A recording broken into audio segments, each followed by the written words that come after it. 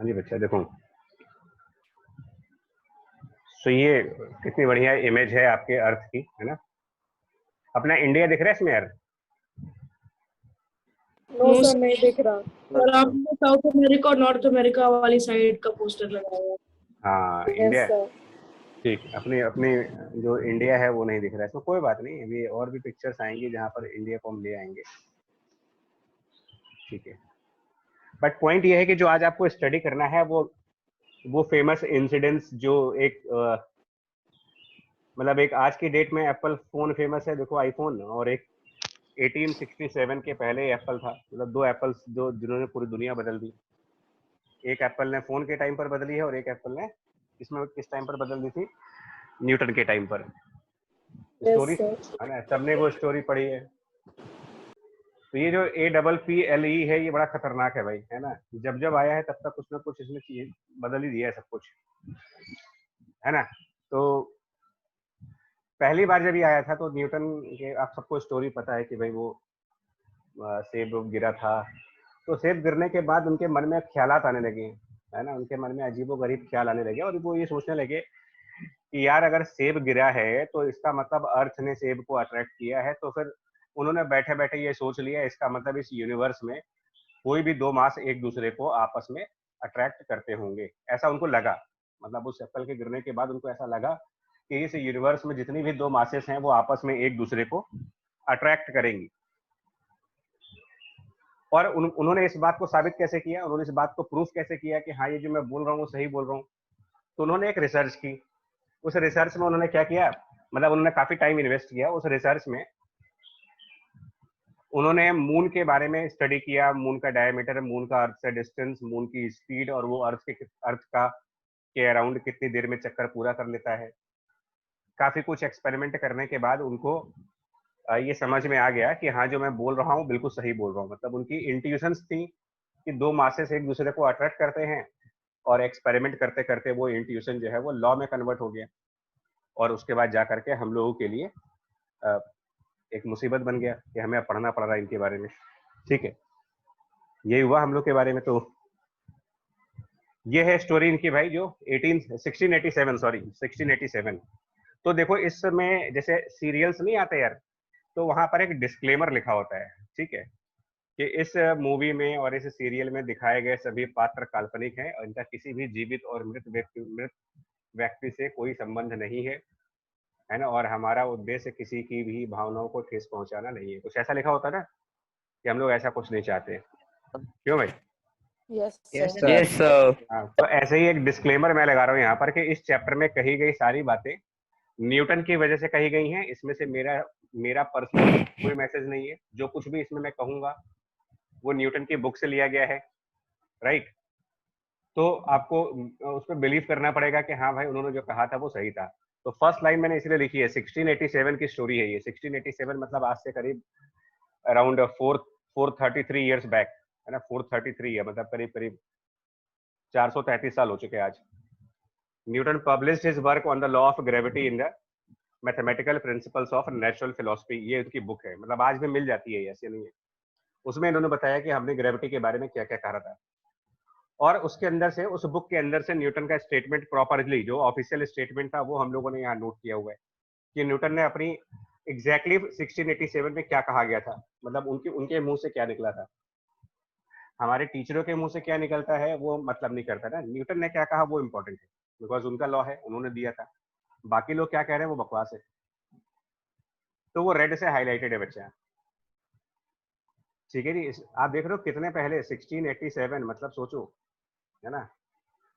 उस टाइम पर टेक्नोलॉजी और साइंस कितनी एडवांस रही होगी कि 433 ईयर्स बैक भी हम लोगों ने इतना सब कुछ डिस्कवर कर लिया था उन लोगों ने। Every particle in this universe, है ना, ये मैं कह रहा था, attracts every other particle with a force that is directly proportional to the product of their masses and inversely proportional to the square of distance between them। ये official red colour से statement जो है, इसको कहा गया है law of universal gravitation. Universal word का मतलब दुनिया में इसका कोई एक्सेप्शन नहीं होगा आपके लिए। ऐसा कुछ कभी नहीं हो सकता है कि एक दो मासेस आपस में फोर्स लगाना बंद कर दे, कभी नहीं होगा ये। एवरी पार्टिकल, एवरी पार्टिकल मतलब हर एक पार्टिकल, जैसे दुनिया में जो भी इंसान पैदा हुआ है वो सांसें लेगा, उसके अंदर हार्ट बीट होगी, ब्रीथ करेगा वो, कोई एक्सेप्शन नहीं है। ऐसे ही इसका भी कोई एक्सेप्शन नहीं है। Each and every particle in this universe attracts every other particle with a force. अब उस फोर्स के बारे में क्या कहना चाहते हैं? Directly proportional to the product of their masses and inversely proportional to the square of the distance between them. ठीक है, सो ये आप मान के चलेंगे बच्चा, ये स्टेटमेंट मेरा नहीं है, मैं फिर से बोल दूं, ये स्टेटमेंट इस महान साइंटिस्ट का है, न्यूटन का, 1687 में दिया गया था, और कौन सी बुक में लिखा गया है वो आप देख लो। तो अगर आप कंफर्म करना चाहते हो तो इस बुक को आप ओपन कर लेना कहीं पर, आपको सब बातें समझ में आ जाएंगी। हम लोग सिर्फ उनको आपके तक पहुंचाएंगे, मतलब मेरा काम है आपको उनकी कही गई बातों को पहुंचाना, राइट।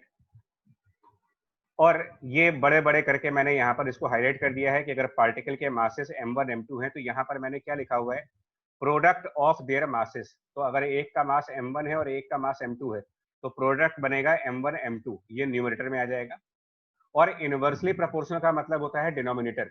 इनवर्स प्रोपोर्शनल मतलब डिनोमिनेटर में जाना चाहिए। क्या चीज? Square of distance between them, इसीलिए डिनोमिनेटर में आर स्क्वायर है। तो न्यूमरेटर में m1 m2 बिकॉज वहां डायरेक्टली प्रोपोर्शनल, जहां पर भी डायरेक्ट प्रोपोर्शनलिटी होती है इसका मतलब आप न्यूमरेटर की बात कर रहे हो। डायरेक्टली प्रोपोर्शनल मतलब न्यूमरेटर, और इनवर्सली प्रोपोर्शनल मतलब डिनोमिनेटर। तो m1 m2 न्यूमरेटर में रखा गया है, आर स्क्वायर को डिनोमिनेटर में रखा गया है, कैपिटल एफ, ये G for gravitation. Capital G just एक कांस्टेंट वैल्यू है ना, capital G is a constant value, और उसको हम लोग बेसिकली कहते हैं universal gravitational constant. Capital G is a constant called as universal gravitational constant. और देखो इसको एक्सपेरिमेंटली मेजर किया गया है, और ये एक्सपेरिमेंट भी इसी महान अंकल ने किया था, है ना, जो न्यूटन भाई साहब थे, उन्होंने किया था, और उन्होंने प्रॉपरली इसका एक्सपेरिमेंट किया, सब कुछ किया, और हमारे लिए आज इतनी बड़ी मुसीबत बन गई कि capital G equal to 6.673 into 10⁻⁻11, और यूनिट आप देख सकते हो न्यूटन मीटर स्क्वायर पर किलोग्राम स्क्वायर। तो ऐसा यहाँ पर कुछ समझाने वाला तो है नहीं, बट फिर भी आप लोग पूछ लो अगर कुछ पूछना है आपके मन में तो, आई मीन क्योंकि यहाँ पर एक तरीके की इंफॉर्मेशन है, और क्या है कि न्यूटन ने क्या किया था और क्या कहा था। तो फिर भी अगर आप कुछ कुछ पूछना चाहते हो पूछ सकते हो। देख लो इस पेज पर अगर कोई भी चीज है, बिकॉज यहाँ पर ऐसा कुछ नहीं है जो समझ ना आने वाला हो, बिकॉज समझाया नहीं जा रहा कोई, वो तो बताया जा रहा है ना, समझाया थोड़ी जा रहा आपको, बताया जा रहा है कि न्यूटन थे, पैदा हुए थे, और पेड़ के नीचे बैठे थे, और ये सब हुआ उनके साथ, उनके मन में ये सब ख्याल आए, दुनिया भर की रिसर्च करी, और 1687 was that bad year, black year, जिसमें उन्होंने इस बुक को पब्लिश कर दिया। पूछना है कुछ इसमें? सर ये जी की वैल्यू कैलकुलेट कैसे की होगी? नहीं, देखो क्या लिखा है, हैज बीन मेजर्ड एक्सपेरिमेंटली, मतलब उन्होंने क्या किया, लैब में दो मास मान लो 1 मीटर के डिस्टेंस पर लटका दिए। सपोज करो एक 1 किलोग्राम एक 2 किलोग्राम का मास लिया, और वो 2 मीटर की डिस्टेंस पर रख दिया हमने, और उनके बीच का फोर्स मेजर कर लिया। नहीं समझे? तो फोर्स मतलब जी की वैल्यू एक्सपेरिमेंट में कैसे मेजर करेंगे ना, आपने ये पूछा, तो जी की वैल्यू एक्सपेरिमेंट में ऐसे आती है। हाँ, इसका भी मेरे पास कंटेंट है, अगर आप चाहोगे तो वो शेयर कर दूंगा मैं, है ना। तो ये फोर्स एफ जी मतलब इंटू आर स्क्वायर और डिवाइडेड बाय m1 m2। तो आप देखो मासेस को तो मेजर कर सकते हो ना, लैब के अंदर हम लोग क्या मास मेजरमेंट कर सकते हैं कि नहीं कर सकते हैं? आप बताओ, क्या मास का मेजरमेंट होता है? Yes sir. हो सकता है। Yes sir. Okay, Yes, sir. Distance का मेजरमेंट आर स्क्वायर मतलब हो सकता है। Yes sir. Force yes sir. Force का मेजरमेंट हो सकता है, हम लोग अपना वेट मेजर करते हैं, फोर्स मेजर कर सकते हो।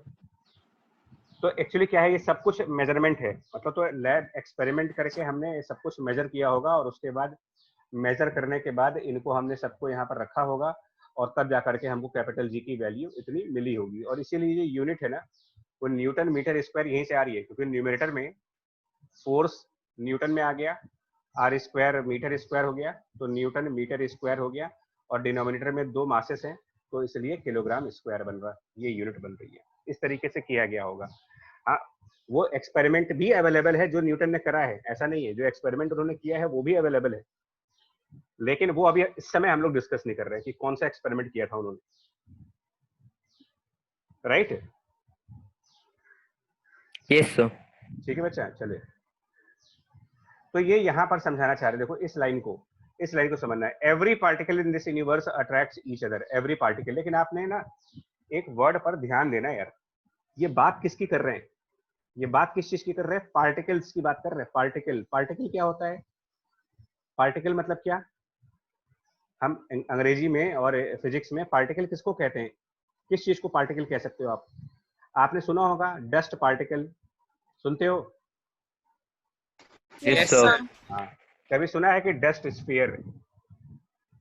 No, No, sir. sir. Sir, हाँ। anything is not have any dimensions. Right, मतलब बहुत छोटी चीज ना, बहुत पार्टिकल मतलब बहुत छोटी चीज। Particle Yes. मतलब ऐसी बॉडी जिसका कोई लेंथ नहीं होना चाहिए, जिसका कोई एरिया नहीं होना चाहिए, जिसका कोई वॉल्यूम नहीं होना चाहिए, मतलब बहुत ही छोटा पॉइंट टाइप की चीज, डस्ट पार्टिकल बोलते हैं हम लोग, सैंड पार्टिकल्स कहे जाते हैं। एकदम छोटे, चावल के दाने जैसे, ग्रेन्स जो होते हैं ना, गेहूं का एक दाना उठा लो, नमक का एक पार्टिकल उठा लो, बहुत छोटा है, मतलब जिसको कहते हो, ये उसकी बात कर रहे हैं कि ये आपस में अट्रैक्ट करेंगे। ये समझने वाला पॉइंट है भाई साहब, ये समझने वाला पॉइंट है। क्योंकि देखो फिजिक्स में हमने क्या कहा ना, स्टूडेंट्स क्या होते हैं, वो ये सब नहीं देखते हैं, वो सीधा सीधा इस फॉर्मूले को देखते हैं, F बराबर जी m1 m2 by R square, और कहते हैं कि मैंने न्यूटन लॉ पढ़ लिया। अरे भाई न्यूटन पागल थे क्या? दसियों साल रिसर्च करने के बाद उन्होंने ये लॉ दिया और आपने 10 मिनट भी नहीं दिया इसको, 10 मिनट के अंदर पढ़ लिया। वाह, मतलब आप न्यूटन से इतने ज्यादा ब्रिलियंट हो कि 10 मिनट में न्यूटन लॉ खत्म। ग्रेट, फिर तो उनके घर का नोबेल प्राइज निकाल के आपको दे दिया जाए। एवरी पार्टिकल जी। पर न्यूटन का सर असली लॉ सर जो 3 लॉस के बजाय सर न्यूटन का असली में सर तो फिर एक ही लॉ हुआ, भैया सेकंड लॉ। न्यूटन, अबे न्यूटन के कई लॉ हैं, अलग अलग फील्ड में लॉ है ना, इसीलिए तो इसको लॉ ऑफ ग्रेविटेशन नाम दिया। वो लॉ ऑफ मोशन है, ये लॉ ऑफ ग्रेविटेशन है, अलग अलग कैटेगरी में लॉ है इनके। ये हीट में भी इनका लॉ है, ऑप्टिक्स में भी इनका लॉ है, मतलब बड़े ब्रिलियंट आदमी थे यार, हर फील्ड में लॉ दिया इन्होंने। पूरी लाइफ टाइम से पढ़ाई करी उन्होंने। कैसे? क्या कह रहे हो? पूरी लाइफ टाइम से पढ़ाई करी है। पढ़ाई करी नहीं, लोगों को पढ़ाने के लिए कहा, मतलब पढ़ाई क्या करी है, तो इतने ब्रिलियंट थे कि इनको वैसे समझ में आ रहा था। इनकी कही हुई बातें लोग पढ़ते हैं। देखो भाई, 3-4 मेन साइंटिस्ट हैं जिनके बारे में कहा जाता है कि वो गॉड गिफ्टेड थे। एक न्यूटन, आइंस्टाइन के बारे में सभी ने सुन रखा है, और एक टेस्ला एक साइंटिस्ट थे, मतलब वो तो super God Yes, sir. Nikola Tesla. Nikola Tesla. और एक फैराडे थे, फैराडे FARADE। टेस्ला कॉइल उन्होंने बनाया था। जी, तो ये 4 लोग ऐसे थे कि इनको शायद भगवान मानते थे लोग, कि यार ये जो कह देते थे वो सही हो जाता था। सर लेकिन टेस्ला कॉइल के जितने भी वो प्रोजेक्ट्स थे उनकी डेथ के बाद सक्सेसफुल हुए थे। लेकिन उसको एक्चुअली, वो तो खैर कंस्पिरेसी उसके खिलाफ बहुत हो गई ना, गवर्नमेंट ने कर दी थी। खैर उसको बहुत आगे बढ़ने कहाँ दिया गया, मार्कोनी ने चुरा लिया था उसका, और तभी तो रेडियो में मार्कोनी का नाम आ गया, जबकि वो ओरिजिनल कंसेप्ट टेस्ला का था। Sir Tesla free electricity world में देना चाहते थे। हाँ, तो बताइए, सोचो कि चोर 400 साल पहले भी थे, आज भी हैं, मतलब। चलिए, सर इसी के नाम पे तो उन्हीं के नाम पे सर एक बना है सर मशीन पूरी। हाँ बच्चा देखो, चलो यहाँ पर आओ वापस। ये एवरी पार्टिकल में ना, मैं यहाँ पर फोकस करना चाह रहा हूँ यार, कि ये बात इन्होंने पार्टिकल्स की करी है, तो इसीलिए मेरी जो नेक्स्ट इमेज है वो ध्यान देना। ये M1 और M2, ठीक है, M1 M2 ये कितने डिस्टेंस पे हैं? R डिस्टेंस पे हैं। और ये एरो क्या दिखा रहा हूँ, ब्लू कलर से जो एरो दिखा रहा हूँ, यहाँ F21 का क्या मतलब है और F12 का क्या मतलब है? तो यहाँ Force पर of object second on one and force of object first on second. F21 का मतलब ये है हमारे लिए, F21 का मतलब है फोर्स बाय 2 ऑन 1, ये मतलब है। देखिए ये जो 2 है ना, ये लगाने वाला है, दिस इज बाय, और जो बाद वाला नंबर है ये फोर्स उसके ऊपर लग रहा है, ठीक। ऐसे ही जो F12 लिखा जा रहा है उसके बारे में आप कहोगे कि this is the force by object 1 on the object 2। By 1 जो फर्स्ट अल्फाबेट है वो बाय के लिए है, कौन लगा रहा है उसको, और सेकंड अल्फाबेट उसके लिए है जिसके ऊपर ये लग रहा है, कौन लगा रहा है और किसके ऊपर लगा रहा है, ठीक है। और ये दोनों में से बड़ा फोर्स कौन होगा? है ना? क्या ये F21 बड़ा होगा या फिर F12 बड़ा होगा? सर दोनों बराबर इक्वल होंगे। होंगे। तो दोनों इक्वल होंगे। So both are will be equal. Why? क्यों किस लॉजिक पे कह रहे हो कि दोनों बराबर होंगे?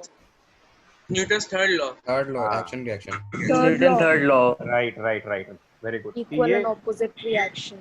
ये एक्शन और रिएक्शन पेयर है यहाँ पर, एक्शन और रिएक्शन पेयर, जिस वजह से क्या होगा F21 और F12 की वैल्यू बराबर है, मैग्नीट्यूड में बराबर है, लेकिन डायरेक्शन तो अपोजिट है ही इनका, है ना?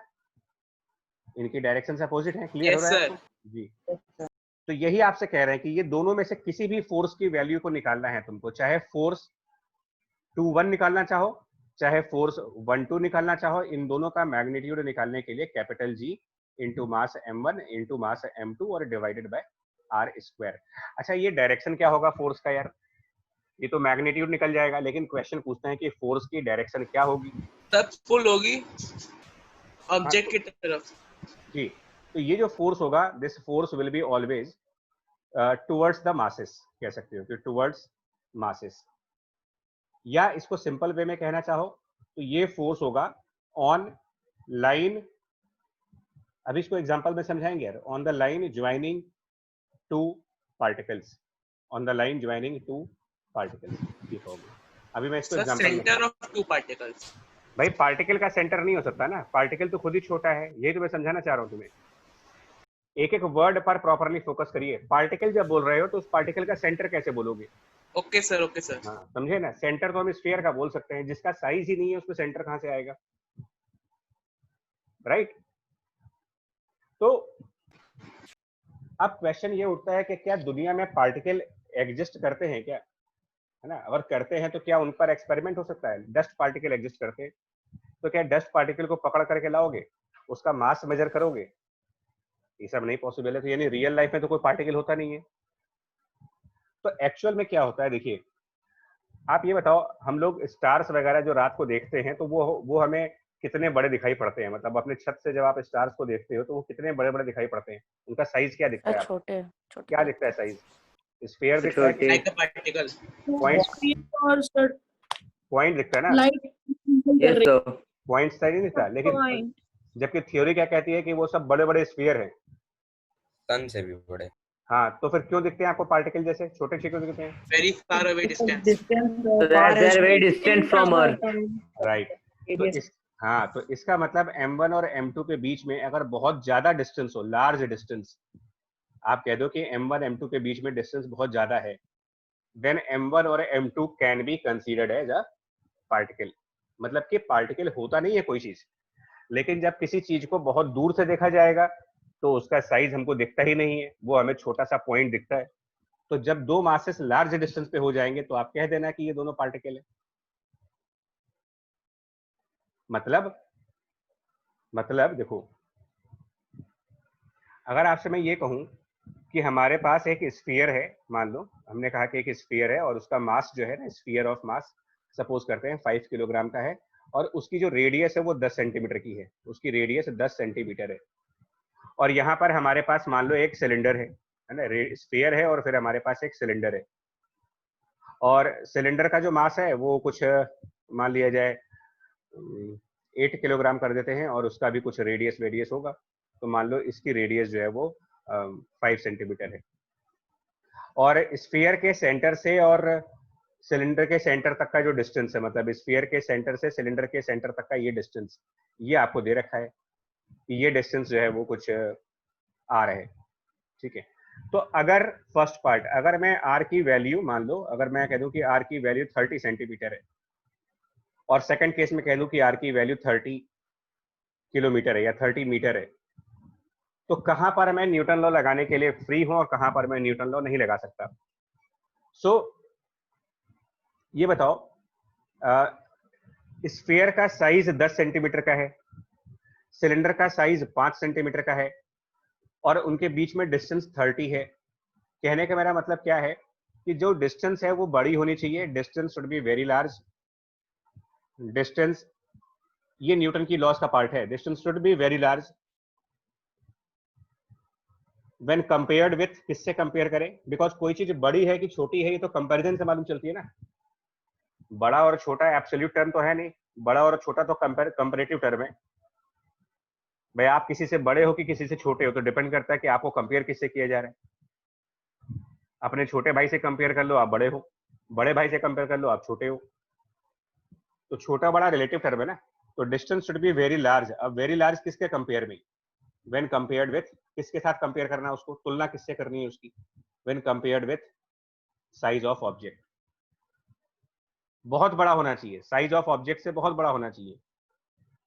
इसको ऐसे मानो, बहुत बड़ा और बड़े में क्या फर्क है? आपसे कोई 2 साल बड़ा भाई है, 2 साल बड़ा भाई है आपका, और एक 40 साल बड़ा कोई आपके अंकल है। तो बहुत बड़े कौन है इसमें से? दोनों ही बड़े हैं आपके। 2 साल बड़ा भाई भी है और 40 साल बड़े अंकल 40 है। साल 40 40 साल बड़े अंकल। बहुत बड़े हो गए ना वो तो लार्ज होना अलग बात है, बड़ा होना अलग बात है, लेकिन कितना बड़ा है? देखो, जो आपसे 6 महीने बड़ा होगा आप उसको बड़ा समझोगे? अपने से 1 साल बड़े भाई को भाई समझते हो, बड़ा भाई समझते हो? No sir. हाँ। सर कोई नहीं समझता। सर अरे मैं तो समझ लेती हूँ। सर वो तो अपना यार दोस्त है ना। हाँ खूब। हाँ, उस यार के साथ तो सर पता नहीं लेकिन क्या मैं तो भाई की तरह ही ट्रीट करूंगी, नहीं बड़ों की करोगी, तरह ही लेकिन ट्रीट करूंगी। उसके साथ सीक्रेट शेयर कर सकते हो ना अपने फ्रेंड्स के। हाँ सर। अब यस सर। जिससे एज Yes, डिफरेंस sir. ज्यादा होगा उससे थोड़ी कर लोगे, डरोगे उससे? नहीं सर। सर मैं तो अपने मम्मी से ही सब कुछ करती हूँ। अरे वाह, बड़ी अच्छी मम्मी भाई। बहुत बहुत बढ़िया है कि अगर वो सब शेयर कर, लेकिन वेरी डांटते गुड गुड गर्ल। सर, यहाँ पे डांट पड़ेगी। हाँ, ये घर से निकाल दिए जाएंगे सब। सुनो, अच्छा देखो बच्चा, सुनो, पॉइंट समझो, ठीक है? ठीक है कार्तिक, कोई बात नहीं बच्चा। एक बड़े बचपन में सुनता था कि all all all citizens are our brothers and sister. ऐसे क्यों कह रहे हो कि सब ब्रदर है सब सिस्टर है? ठीक है ना? तो ठीक है बच्चा, देखो तो ये बताओ, 30 सेंटीमीटर और 30 मीटर ये दोनों बड़े हैं। 30 सेंटीमीटर ऑब्वियसली 10 सेंटीमीटर से बड़ा है, 5 सेंटीमीटर से भी बड़ा है, और 30 मीटर भी इन दोनों से बड़ा है। बहुत बड़ा कौन सा है इसमें से? Sir 30 metre.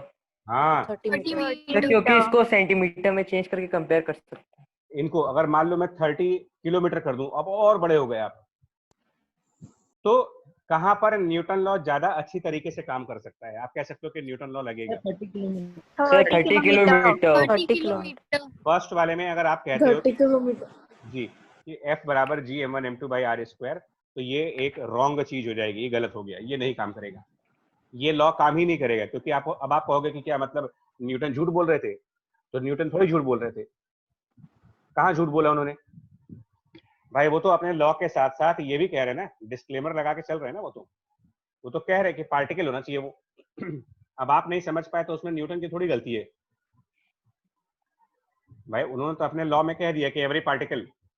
अब आपने इस पॉइंट को समझा ही नहीं, तो इसमें न्यूटन की कोई प्रॉब्लम नहीं है, या प्रॉब्लम आपकी हुई। वे आपको अंग्रेजी नहीं आती, इसमें वो क्या कर ले?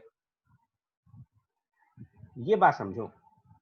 ऐसा नहीं है कि आप ये फॉर्मूला देखो, ये दोनों मास आपस में अट्रैक्ट होंगे, ये बात सही है, लेकिन ये इस वैल्यू से अट्रैक्ट होंगे, ये गलत है। अट्रैक्शन तो होगा इनमें, ये दोनों एक दूसरे को अट्रैक्ट करेंगे, लेकिन उसकी value Gm1 m2 by R square नहीं होगी। क्यों नहीं होगी? क्योंकि ये पार्टिकल्स नहीं है। क्यों नहीं है पार्टिकल? इनके पास अच्छा खासा साइज है, रेडियस इनमें। लेकिन 30 मीटर वाले केस में क्या कर सकते हो भाई? 30 मीटर को अगर आप कंपेयर करो तो 30 मीटर इज, बताओ कि कितने टाइम्स लार्जर है, कितने टाइम्स लार्जर है स्फीयर के रेडियस से? लार्जर देन जो 10 सेंटीमीटर का स्फीयर है उससे कितना बड़ा है ये 30 मीटर? 300 times. 300 गुना। 300 गुना तो 300 टाइम्स। तो 300 टाइम्स तो बहुत ज्यादा, टाइम्स। बहुत ज्यादा होता है। Yes sir. Yes sir. बहुत बड़ा हो गया ये 300 बड़ा। 300 टाइम्स कोई चीज सोच के देखो तो कहते हैं यार बहुत बड़ा हो ये। नहीं, यहाँ पर न्यूटन लॉ काम कर जाएगा, यहाँ लगा सकते हो आप। यहाँ पर कह सकते हो सेकंड केस में आप कह सकते हो कि फोर्स की value Gm1 m2 divided by R square चलेगी। और जब चलेगी तो चलाते हैं इसको, जी की वैल्यू पुट करेंगे। क्या थी जी की वैल्यू पीछे? 6.67 6.67 into 10 to the हाँ power minus 7. जी, तो आप यहाँ पर कर दो, इसका मतलब यहाँ पर लिख देते हैं 6.67 into 10 raised to the power minus 11, और नीचे आर स्क्वायर और ऊपर मासेस हैं, तो वो 5 किलोग्राम और 8 किलोग्राम, तो इंटू 5 इंटू 8, और नीचे आर स्क्वायर कर देंगे तो आर का है 30 मीटर, तो उसका स्क्वायर हो जाएगा सर 900। 900। क्या थर्ड वाले में न्यूटन लॉ काम करेगा? Yes sir. Yes, sir. हाँ, बहुत अच्छे से करेगा, बहुत अच्छे से करेगा। 30 kilometre is how many times larger than 10 centimetre? 10 centimetre से कितना बड़ा है ये? कितने टाइम्स बड़ा है? 30 किलोमीटर, सोच के देखो आप। 30 मीटर कर रहे थे अभी आप, उसमें 1000 3 lakh times.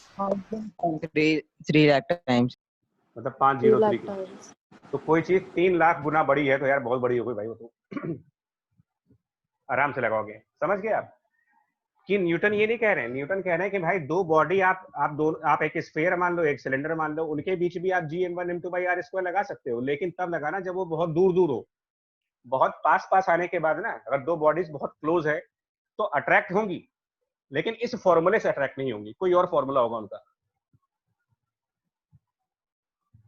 आ रही बात मेरी समझ में आपको? Yes sir. Yes, sir. Yes sir. हाँ, ये इसमें एक छोटा सा वर्ड, लेकिन इस छोटे से वर्ड के इतनी बड़ी मीनिंग पार्टिकल की। कभी कभी छोटू भी धमाल कर जाता है। सर अगर ऑब्जेक्ट बड़ा होगा और डिस्टेंस दूर होगा तो? ऑब्जेक्ट बड़ा होगा और डिस्टेंस दूर होगा मतलब सर नियर ही मान लीजिए। बच्चा देखो, एक्चुअली न्यूटन की जो रिसर्च थी वो प्लैनेट्स पे थी। सुनो मेरी बात, न्यूटन अर्थ पे रहते थे हम लोग की तरह, ऐसा था नहीं कि उनका घर मार्स में था, ठीक है ना? तो न्यूटन अर्थ पे ही रहते थे, और उन्होंने जो प्लैनेट्स, मैंने क्या कहा, उन्होंने एक्सपेरिमेंट किया मून को लेकर के। तो जब उनका रिसर्च प्लैनेट्स को लेकर के है जो हमसे न जाने कितने दूर है, इसीलिए उनका लॉ लार्ज डिस्टेंस के लिए बन करके आया, क्योंकि उनके एक्सपेरिमेंट लार्ज डिस्टेंस पे हो रहे थे। Okay sir.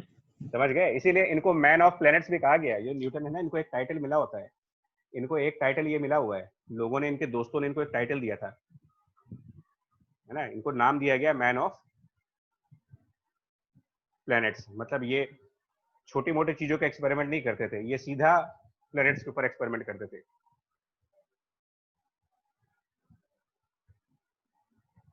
मतलब वाकई बंदा दमदार रहा होगा यार, आप सोच के देखो ना। आज आपको लग रहा है, लेकिन सोचो, मतलब इतनी टेक्नोलॉजी के बाद हम कुछ नहीं कर सकते, और आज से 400 साल पहले जब कुछ नहीं था इस दुनिया में, कुछ नहीं था, कुछ भी नहीं था, ठीक है, तब इन लोगों ने इतना सोचा। आप सोचो, मतलब वाकई में हैट्स ऑफ की क्या बंदे रहे होंगे ये सब।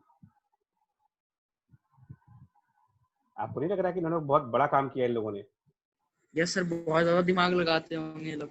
सोचिए। Yes sir. चलो, तो अब इसको एग्जांपल समझने के लिए ना, देखो यहाँ पर एक एग्जांपल है, ये force between the earth and particle, है ना, इस पे आएंगे, लेकिन इसके पहले मैं एक क्वेश्चन है मेरे पास, कुछ क्विजेस भी हैं और एक क्वेश्चंस भी हैं। तो पहले मैं क्विज के ऊपर आता हूँ। कुछ क्विज हैं, मतलब बुक्स, किसी बुक से लिया है मैंने, ठीक है, बुक आपको हम बता देंगे। इनका ये कहना है, देखो बेसिकली ये समझ लो, न्यूटन कह रहे हैं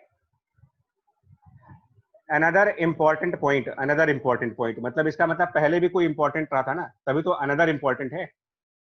अनदर इंपॉर्टेंट का मतलब पहले वाली चीज भी इंपॉर्टेंट थी।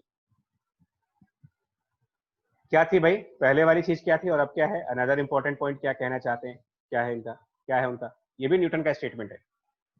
दैट, सुनो अब क्या कहना चाह रहे हैं। Gravitational force exerted by finite size spherically symmetric mass distribution। इसके पहले वो किसकी बात कर रहे थे? इसके पहले के लॉज में उन्होंने बात किसकी की थी? पार्टिकल की। अब वो स्फीयर की बात कर रहे हैं। अब वो बात कर रहे हैं स्फीयर की। और क्यों बात कर रहे हैं स्फीयर की? दुनिया में सारे प्लैनेट्स लगभग स्फेरिकल है, ऑलमोस्ट स्फेरिकल। हमारा अर्थ भी लगभग स्फीयर है। तो उनकी रिसर्च ही स्फीयर के ऊपर हुई। तो जब आप रिसर्च ही स्फीयर पे करोगे तो आपका रिजल्ट भी स्फीयर के ऊपर आएगा। तो उन्होंने कहा finite size spherically symmetric mass distribution, ठीक है, and on a particle outside the distribution is same as if the entire mass of distribution were concentrated at the center। क्या मतलब कहना चाह रहे हैं ये? अभी ये सब समझा रहे हैं, बट कहना क्या चाह रहे हैं ये हमसे? ये भी इंपॉर्टेंट लॉ है बच्चा, पिछला तो इंपॉर्टेंट था ही, बट इसको भी आप इंपॉर्टेंट समझना। क्या कहना चाह रहे हैं तो ये आप लोगों को समझ आया इन्होंने क्या कहा है? इसमें लाइन पढ़ के समझ में आ रहा क्या कहना चाह रहे हैं? Yes, sir. क्या देखो इनका कहना है, समझना पड़ेगा बच्चा, ऐसे नहीं। देखो इनका कहना है, मान लो एक स्फीयर है, ठीक है, इसकी कुछ रेडियस है, एक स्फीयर है, इसका कुछ रेडियस होगा। मान लेते हैं इसका रेडियस जो है वो कुछ है, मान लो 10 सेंटीमीटर का है, मान ले 10 सेंटीमीटर रेडियस है। और हमने स्फीयर के बाहर एक पार्टिकल रखा है, पार्टिकल ऑन अ पार्टिकल। एक एक वर्ड इंपॉर्टेंट है बच्चा आप लोग के लिए, एक एक वर्ड हमारे लिए ना बड़ा आसान है, मतलब आपको रटवा करके निकल जाऊं कि ये लिखो डेफिनेशन, में आगे बढ़ जाऊं, बहुत बहुत ईजी है मेरे लिए, ये किसी के लिए भी। हम लोग जो एक एक वर्ड पर फोकस डालते हैं वो इसलिए कि जो क्लैरिटी स्टूडेंट्स को क्लास 11th में आनी है वो क्लैरिटी आपकी क्लास 9th में ही रह जाए, बन जाए। तो क्लास 11th में आप अपना टाइम मतलब दौड़ने में लगाओ, चलने में नहीं। ये कह रहे हैं कि इस स्फीयर के बाहर, है ना, इस स्फीयर के बाहर मान लो 30 सेंटीमीटर पर कोई हमने एक पार्टिकल रखा। अब इनके बीच फोर्स क्या लगाएंगे? ये पार्टिकल m2 मास का है और मान लो स्फीयर m1 मास का है, तो इनके बीच फोर्स का फॉर्मूला क्या होगा? क्या लगाएं इनके बीच फोर्स का फॉर्मूला? तो यहाँ पर न्यूटन कह रहे हैं कि यहाँ पर भाई आप सेम फॉर्मूला लगा सकते हो, यहाँ पर आप सेम फॉर्मूला यूज करिए।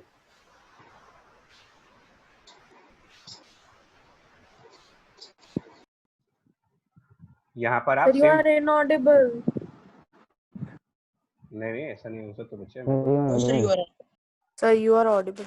सर यू आर ये आवाज ठीक है, सुनो बच्चे, ये क्या कह रहे हैं कि अगर आप एक स्फीयर लो, एक स्फीयर हो और एक पार्टिकल हो। इसके पहले वो कह रहे थे कि दोनों पार्टिकल हो, अब कह रहे कि नहीं, चलो एक स्फीयर ले लेते हैं और एक पार्टिकल ले लेते हैं, लेकिन पार्टिकल स्फीयर के बाहर होना चाहिए और स्फीयर भी कैसा होना चाहिए?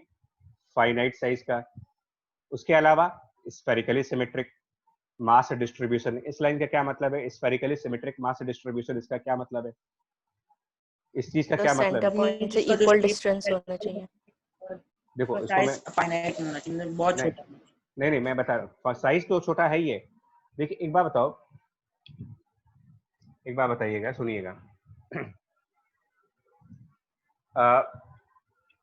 इस स्फीयर को अगर हम दो पीसेस में डिवाइड कर दें, मान लो जैसे टमाटर काटते हैं ना, वैसे हम इसको दो पार्ट्स में डिवाइड कर दें, तो लेफ्ट और राइट में से कौन सा पोर्शन ज्यादा भारी होगा? ये बता सकते हो आप? Sir equal. क्यों होंगे? आप सिंपल, आप फुटबॉल लाओ, एक फुटबॉल खरीद के लाओ और फुटबॉल को हाफ हाफ कर दो, तो कौन सा पोर्शन लाइटर होगा, कौन सा पोर्शन हैवियर होगा? सर इक्वल होगा क्योंकि सर इक्वल। क्यों होगा? इवनली डिस्ट्रीब्यूट की है। क्योंकि इक्वली सही इक्वली डिस्ट्रीब्यूट किया गया है। हाँ अच्छा, अगर मान लो मैं वर्टिकल काटने की बजाय इसको हॉरिजॉन्टल काट दूं, तब बताओ कौन सा पोर्शन ज्यादा भारी होगा? तब भी इक्वल होगा। इक्वली होगा। तब भी रहेगा, डायगोनल काट दूं तो तब भी इक्वल होगा। इसका मतलब इसको किसी भी तरीके से आप दो पीसेस में डिवाइड करोगे, सब बराबर बराबर मिलेंगे ना? Yes sir. Yes sir. हाँ, तो इसको कहा गया है spherically symmetric mass distribution. Symmetric का मतलब ये होता है कि उसको हम जैसे मर्जी डिवाइड करें, दो पार्ट्स में, चार पार्ट्स में, सब एक जैसे पोर्शंस आएंगे। मतलब ऐसा नहीं कि किसी एक तरफ मास ज्यादा है और किसी एक तरफ मास कम है, ऐसा नहीं, हर तरफ उसका मास एक जैसा है। That is symmetric. सिमेट्रिक मतलब जो चारों साइड एक जैसा है। ठीक है point? Yes sir. Yes sir. ये स्फेरिकल सिमेट्रिक है। हाँ देखो मैं क्या बता रहा हूँ, मैं आपको समझा देता हूँ, एक बार और समझा देता हूँ। मान लो अगर ऐसा हो जाता, फॉर एग्जांपल कुछ ऐसा होता कि इस स्फीयर में हाफ पोर्शन एल्यूमिनियम से बना होता और हाफ पोर्शन कॉपर से बना होता, मान लेते हैं ना, आधा एल्यूमिनियम आधा कॉपर, क्या ये सिमेट्रिक कहा जाएगा? No sir. क्यों नहीं? क्यों नहीं? क्योंकि फिर वेट दोनों का डिफरेंट हो जाएगा। अलग अलग है। समझ गए? तो आप ये भी कह सकते हो कि सिमेट्रिक चाहिए, ध्यान रखना, सिमेट्रिक का मतलब पूरा स्फीयर चारों साइड से एक जैसा होना चाहिए, चारों साइड से। तो ऐसे कंडीशंस में जब वो स्फीयर चारों साइड से एक जैसा है और स्फीयर का साइज है, तो आप इस कंडीशन में ये कह देना, इस कंडीशन में, मैं नहीं कह रहा हूं, ये न्यूटन लॉ कह रहे हैं कि अगर हम कोई पार्टिकल लेते हैं और कोई स्फीयर लेते हैं, एक स्फीयर ले लो और एक पार्टिकल ले लो, तो स्फीयर के सेंटर से और पार्टिकल तक का जो डिस्टेंस होगा, स्फीयर के सेंटर और पार्टिकल के बीच में कुछ तो डिस्टेंस होगा ही। मान लेते हैं ये डिस्टेंस स्मॉल r है, पार्टिकल का मास m2 है, स्फीयर का मास m1 है, तो ये स्फीयर इस पार्टिकल को अपनी तरफ अट्रैक्ट करेगा बाय द फोर्स F, जिसको कि हम उसी फॉर्मूले से कैलकुलेट करेंगे, g mass of sphere m1 mass of particle m2 and divided by r square. यानी अब इन्होंने एक तरीके से हमें ये बात बता दी कि ये फॉर्मूला दो कंडीशंस में काम करता है। कौन सी दो कंडीशंस है जहां पर इस फॉर्मूले को हम लगा सकते हैं? या तो हम दोनों हमारे पास पार्टिकल हो। ये फॉर्मूला किन दो कंडीशंस में वर्क करेगा, ये न्यूटन का स्टेटमेंट सुनो। उनका कहना है कि या तो आप दोनों के दोनों पार्टिकल्स हो, या स्पेशल केस इन्होंने दे दिया है, एक स्पेशल केस कि अगर आप स्फीयर की बात करोगे ना, तो डिस्टेंस को लार्ज करने की जरूरत नहीं है आपको। इसके पहले मैंने क्या कहा था कि 30 सेंटीमीटर के सेपरेशन पर हम फॉर्मूला नहीं लगा सकते, because 30 is not very large, it is not very large, बहुत बड़ा नंबर नहीं है, नॉट वेरी लार्ज नंबर, तो हम ये फॉर्मूला नहीं लगा सकते। लेकिन अब मैं कह रहा हूं कि अब लगा सकते हो आप, अब लगा सकते हो। मतलब मैं मान लू ना, अगर मैं ये मान लू कि जो इसका स्फीयर का रेडियस है, सपोज करना, मान लो स्फीयर का रेडियस 20 सेंटीमीटर का है और उसके सेंटर से टोटल 25 सेंटीमीटर पे या 30 सेंटीमीटर पे आपने मास रख दिया, तो क्या 30 सेंटीमीटर 20 से बहुत ज्यादा बड़ा नंबर है? क्या 30 सेंटीमीटर की जो डिस्टेंस है अगर उसको हम 20 से कंपेयर करें तो क्या बहुत बड़ा नंबर हो गया ये? नो सर, 1.5 टाइम्स ही तो है उसके। लेकिन वो कह रहे हैं कि तब भी ये फॉर्मूला लगा सकते हो, इसमें डिस्टेंस बड़ा हो चाहे छोटा हो फर्क नहीं पड़ता आपको। ये दो बातें अब न्यूटन की अब आपको ध्यान रखनी, पूरे चैप्टर में ध्यान रखनी है। पूरे चैप्टर में आपको ये दो पॉइंट्स अब आपको समझने हैं कि हाँ ऐसा होता है। और ये हम लोग नहीं कह रहे यार, ये इनका वर्क कह रहा है, हम लोग नहीं कह रहे बच्चा। ये यानी कि gravitational force exerted by the finite size spherically symmetric mass distribution. लेकिन वो फोर्स लग किसके ऊपर रहा है? फोर्स किसके ऊपर लगा रहे? On a particle. मतलब ये स्फीयर और पार्टिकल होना चाहिए। हम पिछले वाले में क्यों नहीं लगा पा रहे थे? सिलेंडर भी तो बाहर रखा है, सिलेंडर भी तो स्फीयर के बाहर ही है, लेकिन ये सिलेंडर है, पार्टिकल नहीं है। वो कह रहे हैं एक तरफ स्फीयर रखो और एक तरफ पार्टिकल ले लो, तब आप ये फॉर्मूला लगा सकते हो, चाहे डिस्टेंस बहुत बड़ी हो या ना हो, कोई दिक्कत नहीं है, आपको प्रॉब्लम नहीं आएगी। सर तभी ये फॉर्मूला सर एप्पल पे लग सकता है पर मून पे नहीं लग सकता। क्यों नहीं लगेगा? सब पे लगेगा। स्फीयर के बाहर होना चाहिए, अंदर नहीं होना चाहिए। हम अगर हम किसी भी स्फीयर के बाहर हैं तो फोर्स को इसी फॉर्मूले से निकालेंगे।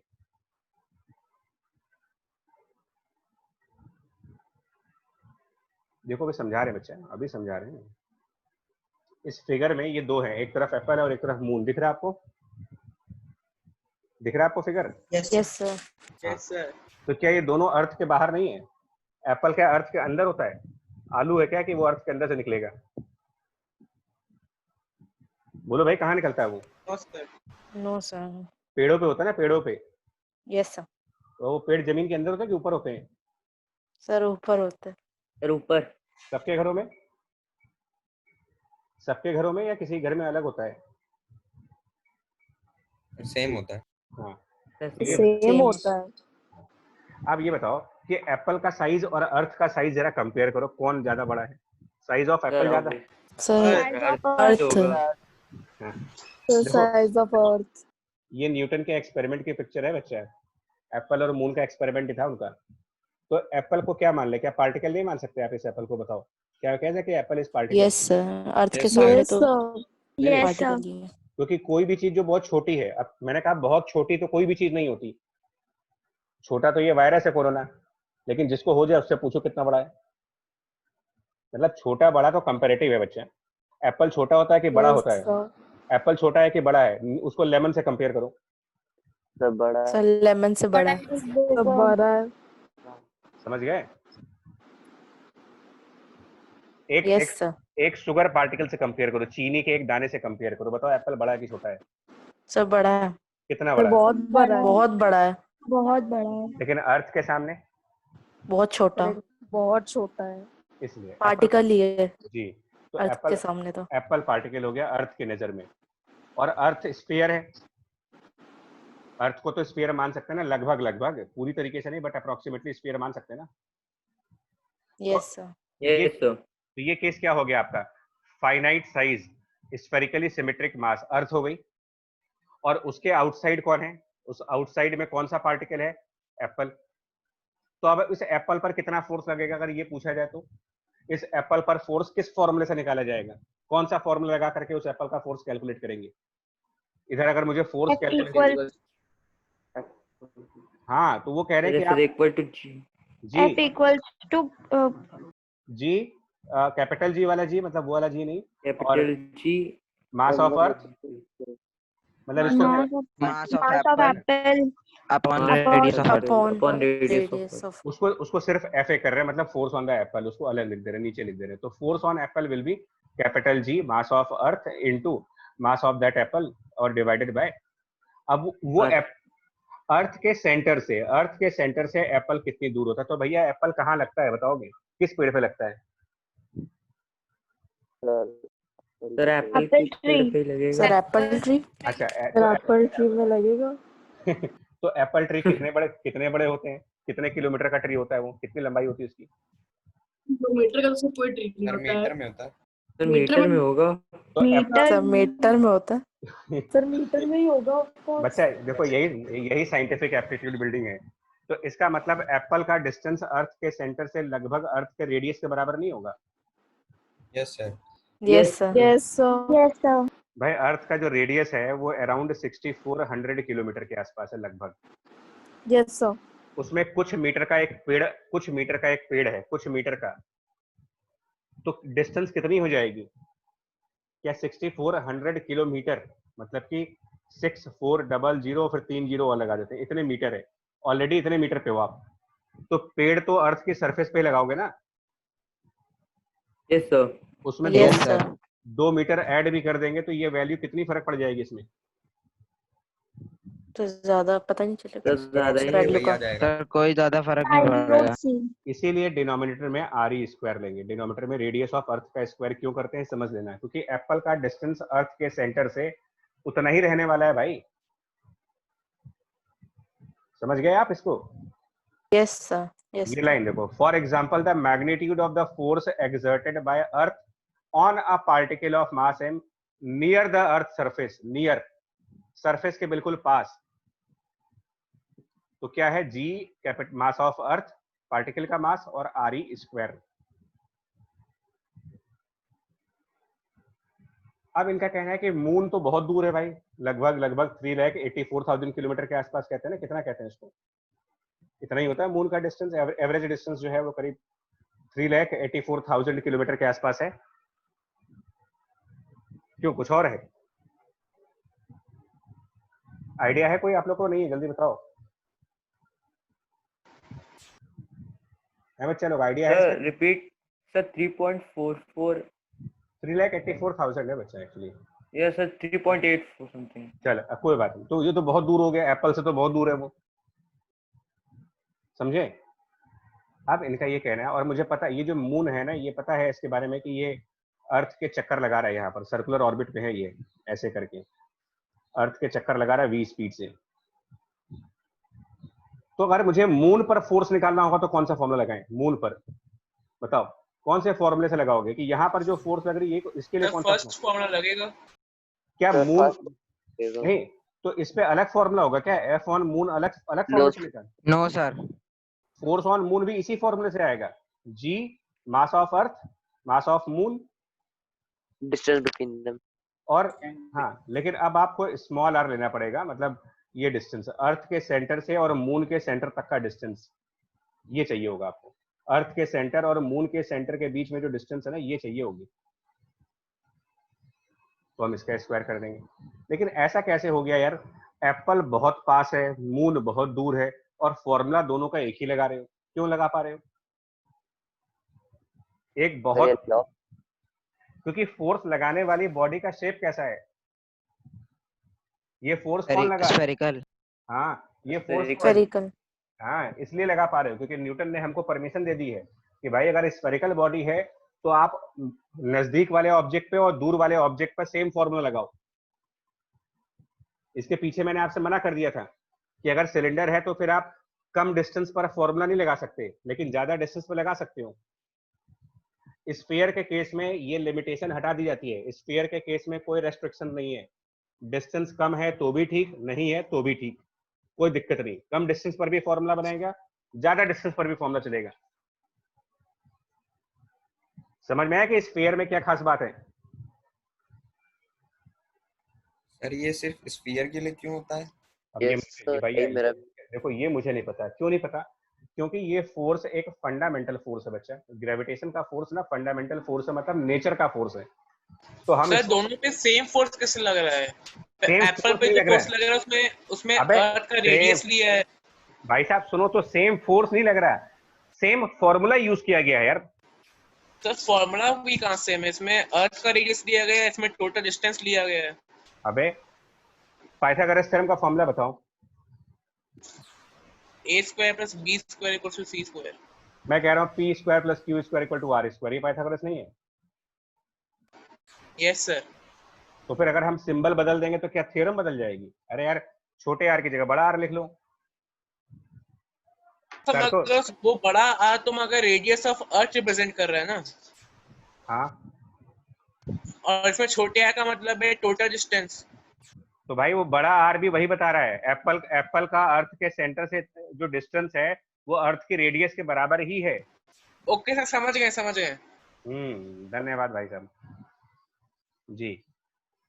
परमिशन हो तो आगे बढ़े। अब देखो, अब आपने कहा कि क्या ये चीज हर जगह काम करेगी, तो मैं आपको इसके लिए एग्जांपल देता हूँ। मान लो कोई बॉडी क्यूबिकल फॉर्म में है। मान लो एक हमारे पास क्यूबिकल ऑब्जेक्ट है, ठीक है बच्चा। अब उसका साइज है कुछ, उसकी कुछ लेंथ होगी l, इसकी भी कुछ लेंथ है, ये मास m है, लेकिन ये क्यूब है, ठीक है। और इस क्यूब के सेंटर से मान लो हमने एक ऑब्जेक्ट रखा यहाँ पर, छोटा m, जो कि बहुत क्लोज है इसके, वेरी क्लोज टू क्यूब। आप बताओ, और ये टोटल डिस्टेंस हमारा कुछ होगा, मान लेते हैं r है। और मैंने कहा कि F बराबर capital G mass of cube into particle और डिवाइडेड बाय r²। एक मैंने ये लिख दिया कि ये आंसर होगा। दूसरी जगह पर क्या हुआ, सेकंड केस में क्या हुआ कि फिर से वही क्यूब लिया हमने और अब इसके सेंटर से काफी दूर चले गए, मतलब इसके सेंटर से काफी ज्यादा दूर, बहुत ज्यादा दूर ऑलमोस्ट।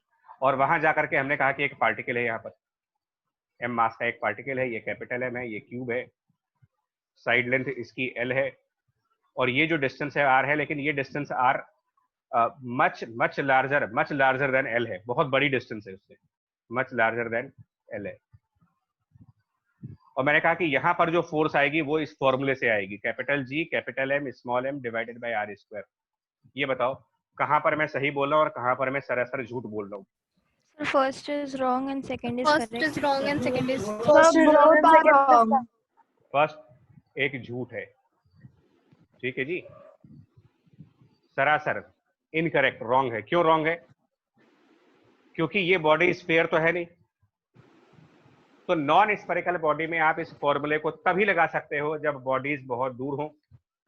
स्फेरिकल बॉडी में एक स्पेशल परमिशन मिली हुई है आपको कि चाहे आप नजदीक हो या फिर दूर हो, फॉर्मूला काम करता रहेगा आपका। अब आपको डिफरेंस समझ में आया मेरा? क्या बताना चाह रहे हैं? ज्यादा होना चाहिए। डिस्टेंस बात समझ में आया कि न्यूटन कौन सा लॉ देना चाह रहे हैं? खाली Gm1 m2 by r² से काम नहीं चलेगा आपका।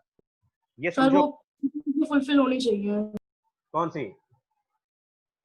सर मतलब जो डिस्टेंस और सब चाहते हैं सर वो होना चाहिए प्रॉपर, तभी फॉर्मूला काम करेगा। लेकिन नॉन स्फीयर में, अगर बॉडी नॉन स्फीयर है तो बड़ी डिस्टेंस पे लगाए, मतलब जब दोनों बॉडी बहुत दूर दूर हो जाएंगी तब फॉर्मूला लगाओ। लेकिन अगर बॉडी स्फेरिकल फॉर्म की है तो और उसके जस्ट बाहर या बहुत दूर पे पार्टिकल रखो, फॉर्मूले में फर्क नहीं आना। हाँ, उस फॉर्मूले के अंदर जो वैल्यू रखी जाएगी ऑब्वियसली वो बदल जाएगी, लेकिन फॉर्मूले का स्ट्रक्चर तो वही रहेगा यार। एप्पल एंड मून का एग्जांपल देखो ना आप, एप्पल अर्थ के सरफेस के काफी क्लोज है, उस पर भी हम वही वाला फॉर्मूला लगा रहे हैं। मून अर्थ से काफी दूर है, उसके लिए भी सेम फॉर्मूला यूज कर रहे हैं। लेकिन अगर ये स्फीयर, अगर हमारा अर्थ स्फीयर की बजाय क्यूब रहा होता तो हम एप्पल पर फोर्स का फॉर्मूला नहीं लगा सकते थे, लेकिन मून पर लगा देते, क्योंकि मून काफी दूर है। होप अब क्लियर हो गया होगा बच्चा आप लोगों को, या अभी भी डाउट है कुछ? सर इस फॉर्मूला को लगाने के लिए उसको परफेक्ट स्फीयर होना चाहिए। जी हाँ, स्फीयर भी होना चाहिए और वो स्फीयर चारों तरफ एक जैसा होना चाहिए। आप सोचो ना बच्चा, एक बार बताओ मेरे को, हम लोग को ऐसे जानते हो क्यों लग रहा है? जो मैंने कहा ना, जो रिसर्च कितने सालों में कंप्लीट हुई उसको हम 1 घंटे में कैसे समझ लेंगे? या तो अगर हमको पूरा उसकी वो पूरी किताब पढ़नी पड़ेगी कि कैसे कैसे इन्होंने ये बातें कही हैं। इसलिए हम लोग सिर्फ उनको रिगार्ड दे और वो ये मान ले कि जो कहा है उन्होंने वो सही कहा होगा। और हम लोग कन्विंस इसलिए नहीं हो पाते हैं ना, क्योंकि हमको लगता है यार ऐसे तो नहीं हो सकता। बट हमको ये एक्सेप्ट करना पड़ेगा कि हमसे बहुत पढ़े लिखे और बहुत बड़े एक साइंटिस्ट ने काफी रिसर्च करके ही ये सब बताया मुझे। चलिए, तो ये कुछ क्विजेस हैं, इनका आंसर देना है आपको। ठीक है, बताओ क्या होगा। फर्स्ट वाला, the moon remains in the orbit near the earth rather than falling to the earth surface. क्यों? मतलब क्यों वो अर्थ पे गिरता क्यों नहीं है जबकि वो चक्कर लगाता रहता है? क्या रीजन है उसका? ऑप्शन है, ऑप्शन है, देखो ना ऑप्शंस हैं। It is outside of the gravitational influence of earth. The net force of the moon is 0. So the net force of the moon is 0. Force of the moon is 0. कैसे भाई? Sir क्योंकि अर्थ gravitation force लगा रही है और centripetal force भी लग रहा है उस पे अपोजिट से। Yes sir. Yes sir. Yes sir. Force भी 0 गया, उससे रोटेट कर रहा है उसके अलावा, जिससे फिर वो ऑर्बिट पे रिवॉल्व कर पा रहा है। रिवॉल्व करने लग गया है और एक मोशन पे घूम भी रहा है। चलिए, अब मुझे एक बात बताना आप, मैं आपसे कुछ क्वेश्चन पूछूंगा, देखो कैसे अपना ब्रेन, कैसे अपना माइंड को शार्प करा जाता है। मतलब एक बात बताइए, फोर्स, मैं आज फिर आपसे कहूंगा कि फोर्स का 2 मतलब होता है।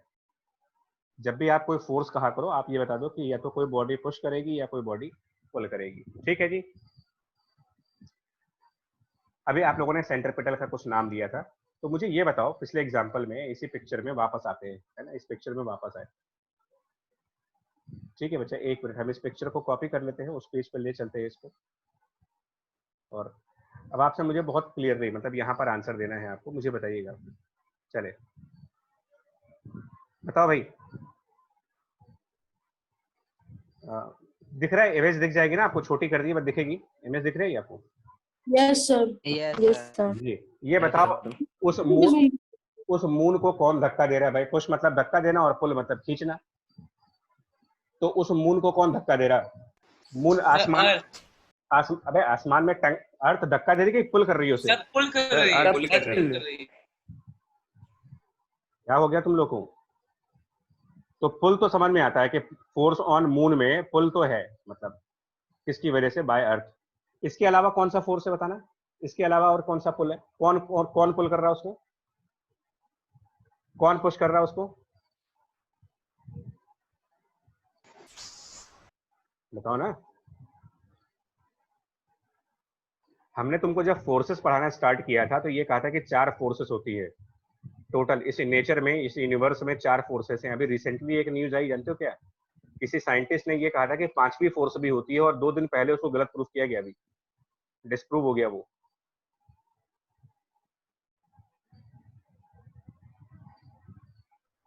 आपने कहा सेंट्रीपिटल फोर्स होगी, चलो मैं तुम्हारी बात मान लेता हूँ।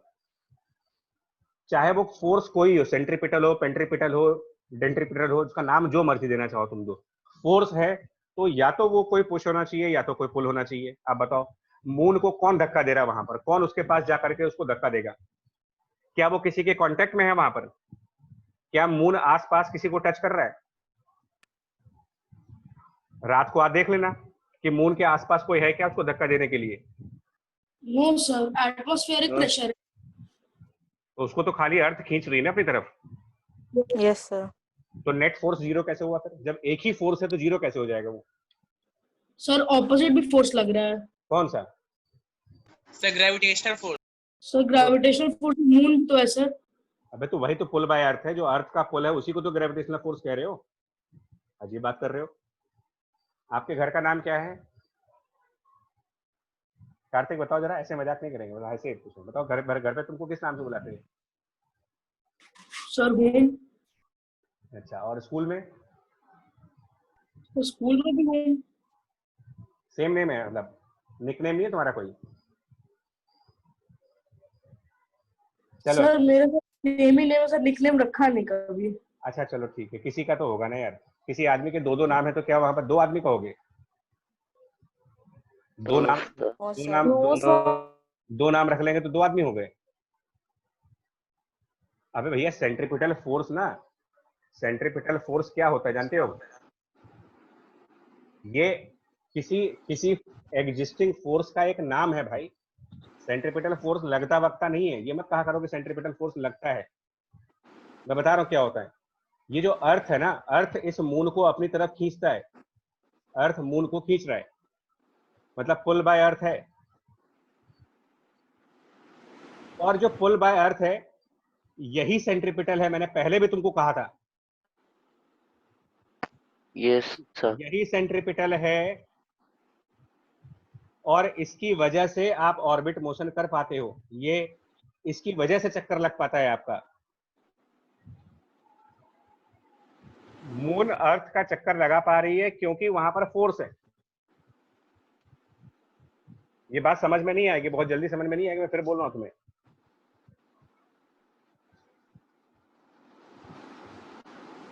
नहीं आएगी समझ में।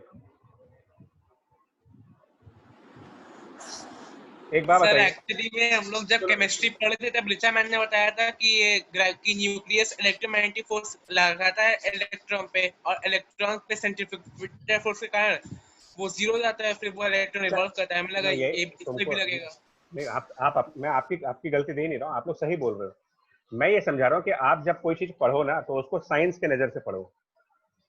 हम कह रहे हैं फोर्स लगेगा, आप उसको कोई भी फोर्स को लग रहा है तो आप मुझे बताओ ना कि कौन धक्का दे रहा है और कौन खींच रहा है। क्योंकि फोर्स है तो या तो पुश होगा या तो पुल होगा, इसमें से कोई एक चीज तो होगी। अर्थ पुल कर रहा है सर, अर्थ पुल कर रहा है, मून चलो अर्थ पुल कर रहा है, सुनो उसको ग्रेविटेशनल फोर्स कहा गया है, वो Gm1m2/r² है ना। अर्थ का जो पुल है उसी को तो आप G into mass of earth into mass of moon divided by r² कह रहे हो ना। इसी को तो न्यूटन लॉ कहा गया है। Yes sir. Yes sir. चलो ये तो हो गया। अब इसके अलावा अर्थ खींच रहा है, इसके अलावा बताओ इसके अलावा कौन है? ये तो हो गया, अर्थ ने मून को पुल कर लिया। अब बताओ कौन है? मून की वेलोसिटी जो उसको बाहर ले जा रही है, तो वो पुश है कि पुल है? वेलोसिटी क्या आती है? आप चलते हो, आप दौड़ते हो, आप वॉक करते हो, तो आप क्या किसी को पुश कर रहे हो, किसी को पुल कर रहे हो, या कोई आपको पुश कर रहा है या पुल कर रहा है चलते समय? वो वेलोसिटी है, वो फोर्स नहीं है।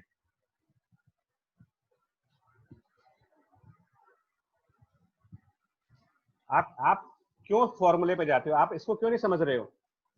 खींचना और धक्का देना है भाई, उसमें और कुछ नहीं है। मून पर सिर्फ अर्थ अपनी तरफ खींच रही है और कुछ नहीं हो रहा वहां पर।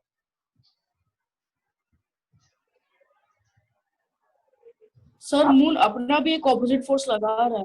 किसके ऊपर? एक्शन रिएक्शन सेम बॉडी पे लगेगा। सर अर्थ के फोर्स की तरह, सर अर्थ के फोर्स की सर ऑपोजिट फोर्स लगा रहा है मून। तो किस पे लगाएगा? क्या अर्थ पे? क्या एक्शन भी? हाँ, तो एक्शन मून पे, रिएक्शन भी मून पे, दोनों सेम चीजों पे। नहीं सर, नहीं सर सेम चीज पे नहीं, पर सर साइमल्टेनियस तो है। लेकिन हम कह रहे हैं मून पर कौन फोर्स लगा रहा है भाई। देखो हम कह रहे हैं तुमको कौन धक्का दे रहा है, तुम किसको क्या धक्का दे रहे हो उससे मतलब नहीं मुझे। तुमको किसने धक्का दिया ये बताओ। ये दोनों अलग बातें नहीं हो गई। सर अर्थ ने मून को धक्का दिया। धक्का नहीं दिया, खींचा है। हाँ सर खींचा है। सर धक्का तो सर स्पेस में जो भी है सर वो दे रहा है धक्का, या कोई फोर्स। कौन देगा भाई? मून के आसपास कौन है जो धक्का दे देगा? अबे कौन वहां पर है? अगल बगल कोई है मून के आसपास कि अकेला दिखता है तुमको रात में?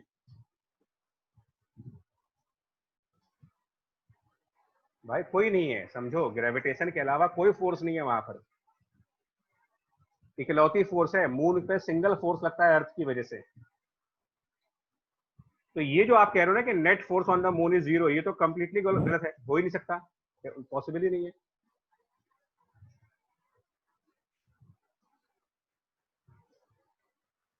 बी वाला, it is in balance with the gravitational, नहीं अरे भाई देखो, तभी होगा।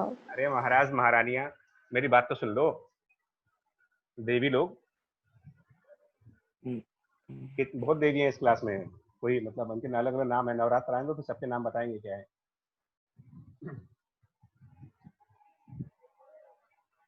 न्यूटन, यही न्यूटन अपने लॉज ऑफ मोशन में ये कह चुके हैं कि अगर एक बॉडी पे सारे फोर्सेस बैलेंस हो जाएंगे तो वो बॉडी फिर कैसी हो जाएगी। न्यूटन फर्स्ट लॉ की बात करो जरा। A body will remain in the state of rest if unless a force is applied on it. हाँ, तो रेस्ट पे या फिर यूनिफॉर्म मोशन में ना। Yes sir. Newton first law में क्या कहा गया है कि अगर सारे फोर्स बैलेंस हो गए तो दो ही बातें हो सकती हैं, या तो बॉडी चलेगी नहीं, और अगर चलेगी बॉडी रुकेगी नहीं। नहीं भाई, अगर या तो चलेगी नहीं और चलेगी तो वो एक ही डायरेक्शन में चलती रहेगी। हाँ यस सर। क्या ये दोनों बातें हैं मून के साथ? क्या वो चल नहीं रहा? तो चल तो रहा है, और It is moving. एक ही डायरेक्शन में चल रहा है। डायरेक्शन चेंज हो अगर वो चक्कर लगा रहा तो क्या उसका डायरेक्शन नहीं बदल रहा है? It is changing. चल रहा है। तो फिर सारे फोर्स बैलेंस कैसे हो गए? न्यूटन का फर्स्ट लॉ गलत नहीं होगा, लॉज ऑफ मोशन वाला। फिजिक्स को भाई साहब पढ़ने के लिए ना लॉज समझाना पड़ते हैं। लॉज, हम लोग की सबसे ब्लंडर क्या होती है, हम लॉज को कर देते हैं किनारे और खुद को समझ देते हैं चैंपियन नंबर 1। कहते हैं कि न्यूटन हमारे सामने क्या है, मैं तो खुद ही इन सब का बॉन्ड हूँ। ये ना, यही तो समझते हो कि हमसे बड़ा कौन? No sir. भाई साहब देखो, मैं फिर कह रहा हूँ, और ये जेई की प्रिपरेशन कर रहे हो आप, जेई की प्रिपरेशन इस तरीके से दिमाग चेक करती है आपकी, यानी बी ऑप्शन नहीं हो सकता, क्योंकि अगर आप बी ऑप्शन को सही कह रहे हो तो आप इसी न्यूटन के दूसरे लॉ को गलत कह दे रहे हो।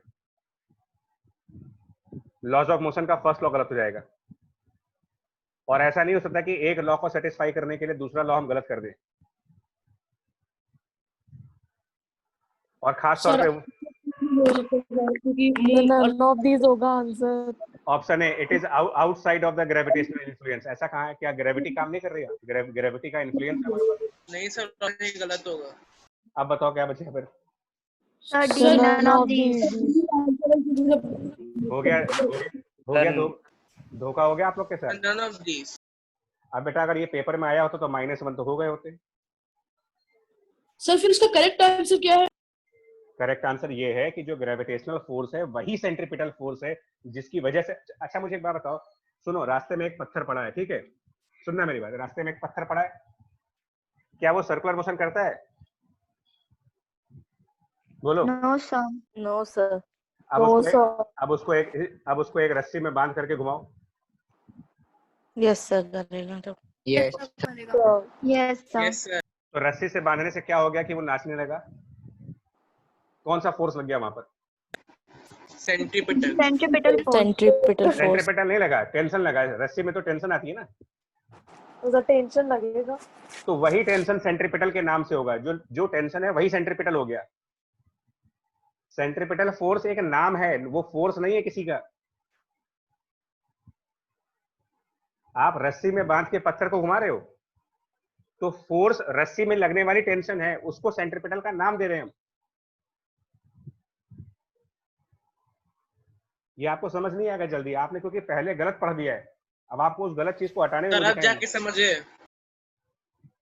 आएगी बात समझ में?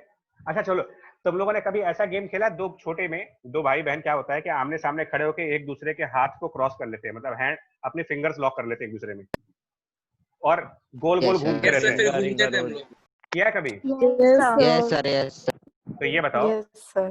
फिंगर लॉक करने की क्या जरूरत है वहां पर? अगर कोई इसमें से कोई एक छोड़ दे तो क्या होता है? सर गिर जाएंगे। सर तो दूसरा वाला गिर जाता है। एक साथ हादसा हो जाता है। हादसा हो जाता है ना। सर उसके हाथ में पता है, उसके हाथ में हादसा हमारे साथ होता है। भाई साहब ये बताओ ना, ये बताओ, फिंगर लॉक करके पकड़ करके गोल गोल दोनों लोग घूमते हो, है ना, और छोड़ने के बाद सर्कुलर मोशन नहीं कर पा रहे हो, तो इसका मतलब सर्कुलर मोशन किसकी वजह से हो रहा था? वो फिंगर्स लॉक होने की वजह से। Yes sir. तो Yes, sir. फिंगर लॉक करके Yes, आप लोग क्या sir. कर रहे थे, एक दूसरे के ऊपर टेंशन फोर्स लगा रहे थे, और उसी टेंशन की वजह से आप सर्किल में चल पा रहे थे। मतलब ये कह लो कि ये मून ग्रेविटेशनल पुल की वजह से सर्किल में चल पा रहा है। अगर ग्रेविटेशनल पुल खत्म हो जाए, तो ग्रेविटेशनल पुल खत्म होने का मतलब ये वही केस हो जाएगा, पत्थर को आप रस्सी से बांध के घुमा रहे हो और रस्सी टूट जाए तो क्या होगा, पत्थर कहाँ जाएगा? सर दूर जाके गिरे, दूर जाके गिर जाएगा। हाँ, तो मतलब फिर हमको मून कभी देखने को नहीं मिलेगा। जी, तो ये मून सर्कुलर ऑर्बिट में इस वजह से हो है क्योंकि अर्थ उसको पुल कर रही है, और उस पुल को ही हम नया नाम दे देंगे सेंट्रीपिटल। आप ये मत समझा करो कि सेंट्रीपिटल फोर्स अलग से कोई आकर के लगाएगा, नहीं भाई, जो फोर्स लग रहा है उसको हम कह देंगे कि यही सेंट्रीपिटल, इसका नाम मतलब ग्रेविटेशनल फोर्स को ही सेंट्रीपिटल फोर्स का नाम दिया जाएगा। अभी आपको नहीं समझ में आया होगा ये, फिर भी आप थोड़ा सा ना, नहीं सर समझ गए, समझ गए आपकी centripetal force is not a new force, it is the name given sir to वो एग्जिस्टिंग फोर्स से ही बनता है। Right, perfect point. Existing force को ही हम सेंट्रीपिटल के नाम से पुकारेंगे भाई, सुन लो।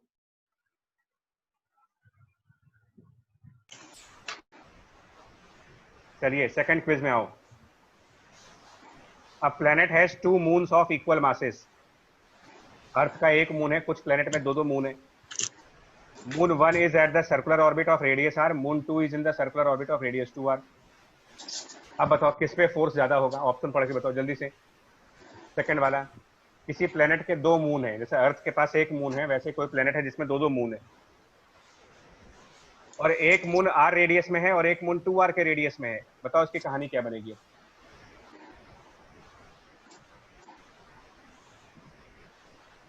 इस बात का ध्यान रखना, force sir option E. Force proportional to 1 upon square of distance है, डिस्टेंस का स्क्वायर नीचे आता है। तो पहला वाला मून r रेडियस में है, दूसरा वाला मून 2r के रेडियस में है। ऑप्शन सर 1/4 होगा। सर ऑप्शन ई। सर ऑप्शन ई होगा। ई हो जाएगा ना, 1/4 नहीं होगा। समझ गए क्यों होगा? E. क्यों होगा 1, क्यों होगा ये? Force is inversely proportional to square of distance. हाँ, तो डिनोमिनेटर में जहां r स्क्वायर है वहां पर बेसिकली अगर आप r स्क्वायर की जगह 2r का स्क्वायर करोगे तो वहां तो 2 सर वो 4r स्क्वायर हो जाएगा। हाँ, तो डिनोमिनेटर में 1/4 का मतलब डिनोमिनेटर में 4 का फैक्टर आ जाएगा, एक 1/4 हो गया, यानी कि इसमें ऑप्शन ई सही है बिल्कुल। थर्ड क्विज का आंसर दो, थर्ड क्विज का आंसर जल्दी दो।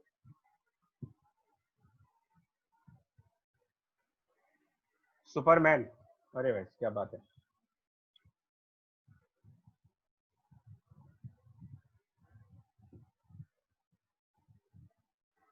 बोलो भाई।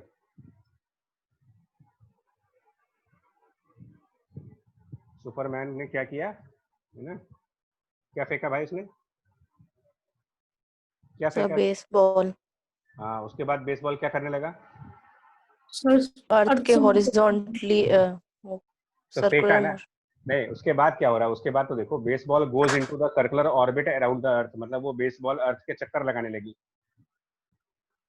तो while the baseball is in the orbit, the acceleration of the ball किस चीजों पर डिपेंड करेगा? एक्सेलरेशन। बोलो। Sir, acceleration will be 0, sir. B. Sir, it is 0 because the ball does not fall. अरे भैया मेरे Sir, it मालिक, is slightly less than 9.80 meter per second. C option. C option ना। अब देखो, यस सर। Yes, sir. ये बताओ acceleration जो होता है ना, अरे यार इसी न्यूटन का एक लॉ है जिसमें कहा जाता है कि एक्सेलरेशन फोर्स अपॉन मास है। तो जीरो एक्सेलरेशन बोलने का मतलब जीरो फोर्स कह दो तुम। एक्सेलरेशन तो तब जीरो होगा जब फोर्स जीरो होगा। तो क्या फोर्स जीरो हो जाएगा? अगर नो सर। अगर कोई सुनो, अगर कोई चीज ऑर्बिट में है तो क्या फोर्स जीरो होगा? तो इस हिसाब से तो मून पर भी जीरो होना चाहिए था। मून No, भी sir. तो ये तो गलत बात होगी, इसका मतलब फोर्स तो जीरो होगा नहीं।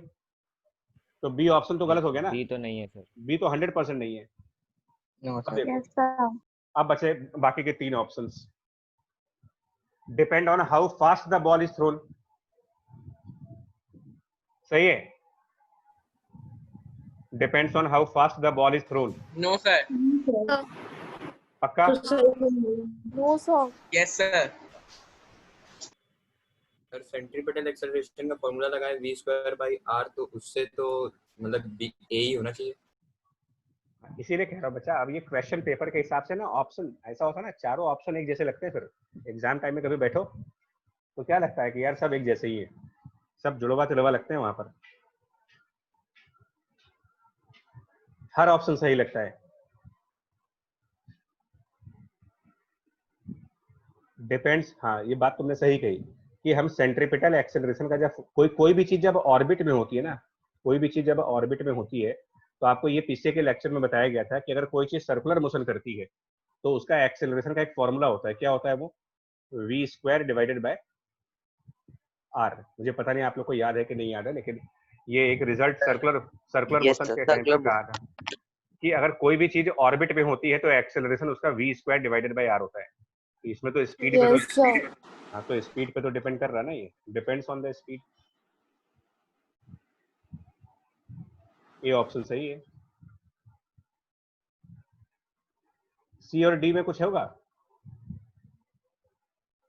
9.8 मीटर पर सेकंड स्क्वायर एक्सेलरेशन कहाँ पे होता है? अर्थ के सरफेस पे होता है कि अर्थ के सरफेस के ऊपर होता है? सर सरफेस पे। सरफेस पे। और सुपरमैन कहाँ खड़ा है? सरफेस पे। सुपरमैन खड़ा कहाँ है? Very tall mountain. माउंटेन। तो सरफेस पे तो होता नहीं माउंटेन, सरफेस पे होता है, लेकिन माउंटेन की जो पीक होती है वो तो बहुत ऊंचे होती है। Yes sir. तो वहां पर एक्सेलरेशन क्या होगा? 9.8 होगा, उससे ज्यादा होगा या उससे कम होगा? सर कम होगा। कम होगा। तो इसमें सी ऑप्शन भी सही है, दोनों सही है।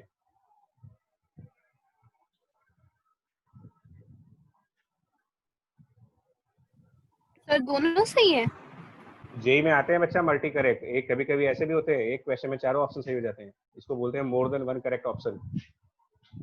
तो सर अगर दोनों सही ऑप्शंस में हमने अगर एक सही करेक्ट ऑप्शन गया तो पूरे मार्क्स मिलेंगे कि आधे? नहीं मिलते, 0 मिलते हैं, माइनस हो जाता अलग से। सर ये सर दोनों पे टिक करना जरूरी है। हाँ जेई लो, हर option तो और क्यों जेई लो स्कोरिंग एग्जाम माना गया है? क्यों नहीं है? तो बोर्ड में 99% ला करके ऑल इंडिया टॉप करने वाला स्टूडेंट और जेई में उसका मेंस क्वालिफाई नहीं होता, ऐसे भी केसेस हैं। और बोर्ड के एग्जाम में 91-92% पाने वाला लड़का और जेई एडवांस में टॉप 100 में रैंक ले आता है, तो बड़ा उल्टा सीधा चल रहा गेम।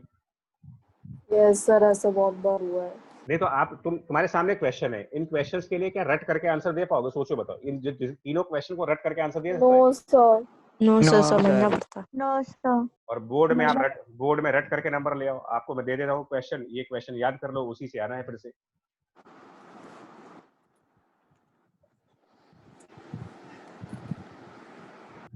लास्ट पॉइंट बचा है एक, ये बिलियर्ड बॉल का एग्जांपल है, बट इसको नेक्स्ट क्लास में करेंगे। मैं आपको जस्ट एक डेटा दिखा रहा था, ये आपको जस्ट बता दे। होता क्या है ना कि ये हाइट के साथ ग्रेविटी की वैल्यू है, तो इसको हम डिस्कस करेंगे, बट अभी जस्ट ऐसे दिखा दे रहे हैं आपको। आप अर्थ के सरफेस से 1000 किलोमीटर ऊपर चले जाओ, अर्थ के सरफेस से 1000, तो ग्रेविटी 9.8 से रिड्यूस करके 7.3 हो जाएगी, जस्ट 1000 किलोमीटर पे। 2000 किलोमीटर पे वो 5.68 हो जाती है, 3000 किलोमीटर ऊपर जाने पे इतनी हो जाती है। इस तरीके से मतलब फॉर एवरी 1000 किलोमीटर ग्रेविटी में बहुत अच्छा खासा डिक्रीज होता है।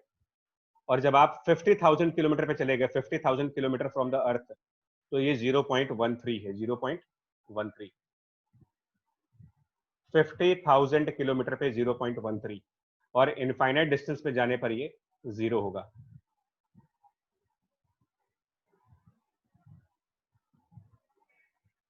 ये जैसे आपके, ये एक एक्चुअल डेटा है, एक्चुअल डेटा, ये कोई वैसा नहीं है, ये रियल डेटा दे रहा हूं तुमको। एक्चुअल डेटा जो है वो यही है, कितनी इतनी हाइट पर इतनी इतनी ग्रेविटी होती है।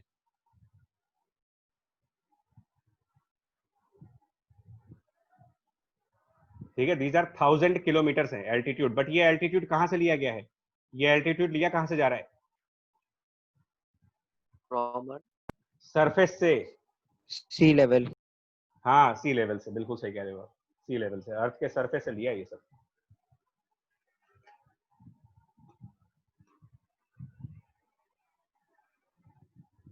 ठीक है, ये बिलियर्ड बॉल का एक क्वेश्चन करना है, लेकिन इसको हम नेक्स्ट क्लास में करेंगे बिकॉज इसमें थोड़ा सा लॉ ऑफ वेक्टर चाहिए आपको। तो मैं आपको सजेस्ट करूंगा कि आप वेक्टर का एक रिजल्टेंट फॉर्मूला मैंने पढ़ाया था पहले, root of A square under root A square B square A B cos theta 2ab cos theta plus 2ab cos theta root में।